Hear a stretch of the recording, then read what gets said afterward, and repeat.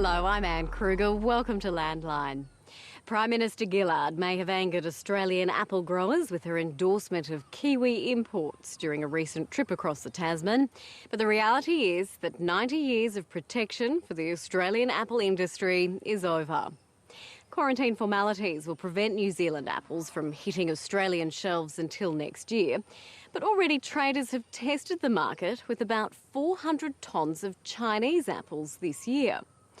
While they've had little impact on prices inflated by a general shortage, apple industry observers say the trickle of free trade fruit is likely to become a flood within 2 years.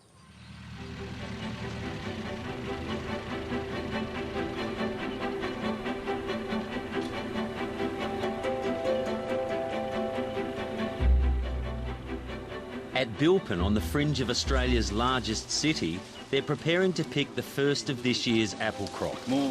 Most of the fruit will be up the top, but have a look underneath. Orchardist Joe Saliba is training some new pickers, and at about $150 a day for each one, labour is one of his biggest costs. But now he must compete with Chinese apples harvested by workers paid just $3 or $4 a day. No, look, their labour costs are nowhere near ours, and we just like a level playing field, and so look, it's pretty hard to compete. Oh, well, it's just another hurdle for us, really. We feel we've got one of the cleanest industries in the world, and we like to keep it that way, from pests and diseases and that type of thing. So, it is a concern, and, we've got enough fruit here to supply the country and other countries, and, we just want to keep it clean, as it has been for years. Australia's apple industry is under threat. New Zealand's successful World Trade Challenge to local quarantine regulations has ended 90 years of protection. This year, it's Chinese apple imports, but kiwi and American fruit is also likely to hit the market in the next 2 years.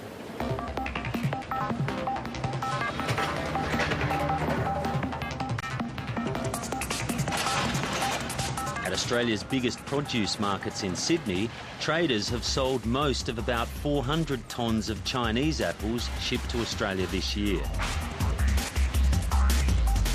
Last year's season was a little bit light on, and we didn't have the quantity to carry through to the month of February in quantity, and apples were getting a little bit too high in price, so we felt that there's a window there of 6 to 8 weeks where we can bring Chinese apples in and will not affect the Australian product.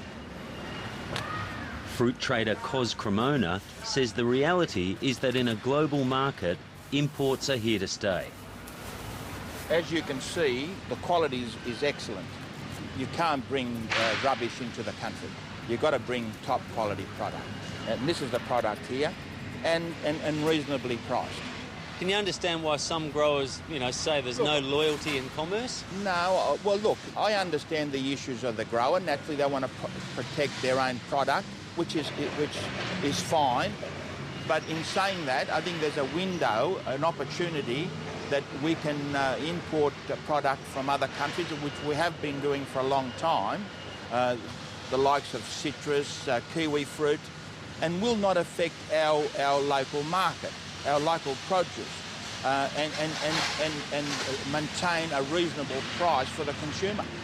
Look, it's been a hard couple of years with the drought-affected areas around Australia. We have had a shortfall. This might be the excuse they're using this year, but I think the Australian public has woken up. They've seen the fruit around. It's not up to Australian standard, the quality of the eating, and we don't know the background of the growing conditions. Paul Barsom runs FHG Rogers, Australia's longest-running apple wholesaler and marketer. He says he won't sell Chinese apples out of loyalty to his growers.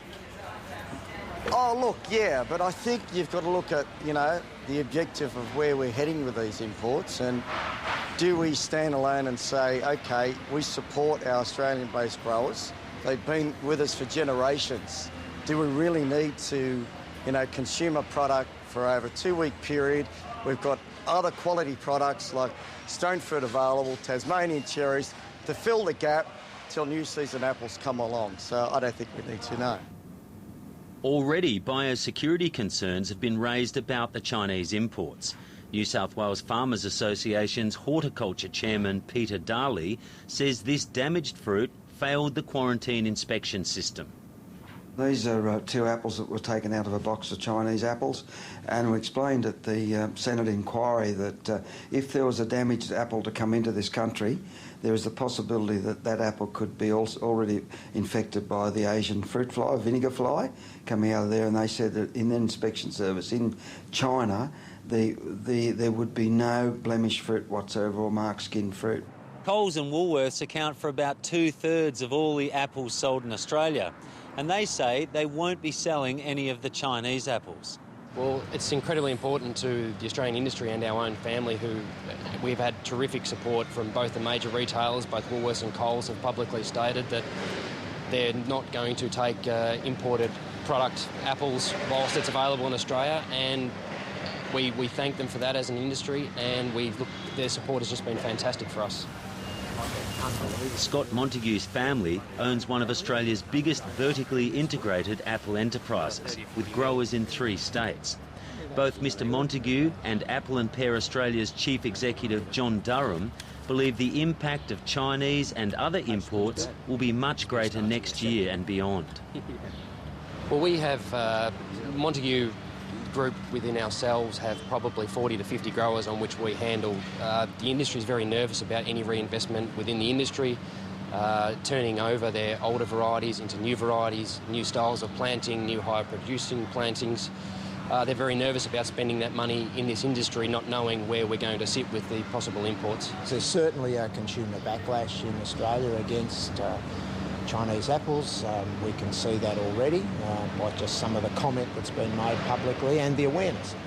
But I think as time goes on and the sensitivities aren't there, those traders will be wanting to ramp up their businesses so that in that Chinese season, which will be October through till January, there'll be more and more product come out of China.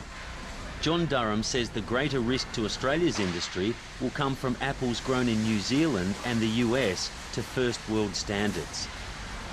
New Zealand apples are very, very similar to our own in terms of the growing method, production methodologies, the quality parameters that they have to meet, and likewise for the American production. So, and of course, Australian consumers are now consuming, in round figures, about 30% of our crop is in Granny Smith, and the other 30% is another 30% in Pink Lady, and those are the favourites of Australian consumers.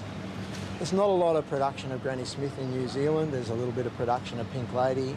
Likewise in the US, Granny Smith, there is some production there, and Pink Lady too. So probably America's a big challenge for the industry when they come on stream because they're counter-seasonal.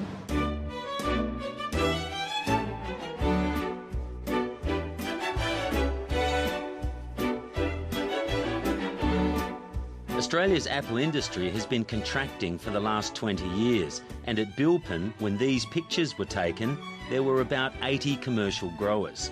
Today, there are only 4 selling fruit through the Sydney markets. The terms of trade for many orchards has declined steadily over the last 20 years, and increasingly orcharding is becoming a high turnover, low margin business. Can the industry still be competitive now in the face of cheap imports from China? I think in Bilpin, there's always going to be opportunities to actually sell directly to the public. Bilpin's in a unique situation because it's so close to Sydney. It's within an hour's 40 minutes drive of Sydney, which is 20% of Australian population. Peter Malcolm has been the District Horticulture Officer for the Sydney Basin for most of the last 20 years. He says clever growers such as Joe Saliba are using new densely planted dwarf rootstock to stay competitive. He's getting very good yields. He's probably expecting close to 45, 50 tonnes per hectare. I think this is his 3rd crop. So growers like Joe have actually demonstrating that they can survive, but increasingly they are finding it hard too because their margins are being squeezed.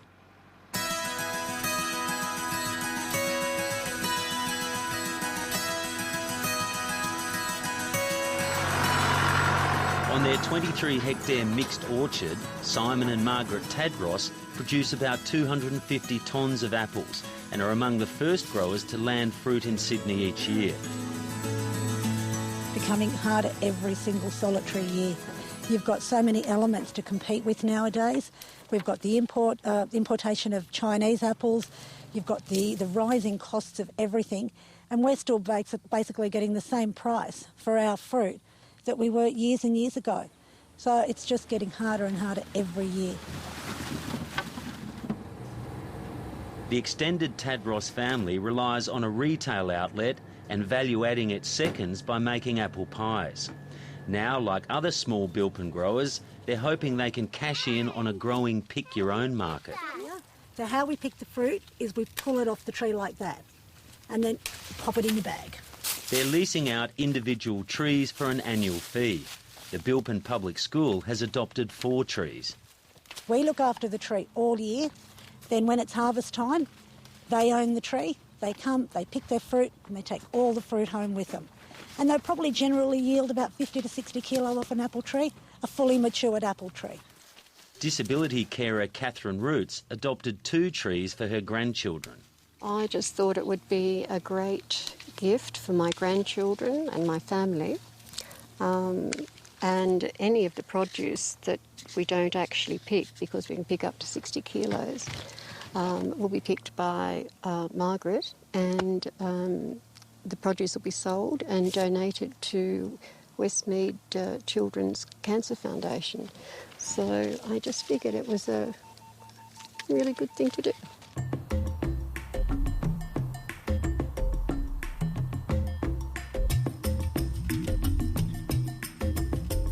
Up the road at Bilpin Springs Orchard, none of the 3,000 trees here yield a single piece of fruit for the markets.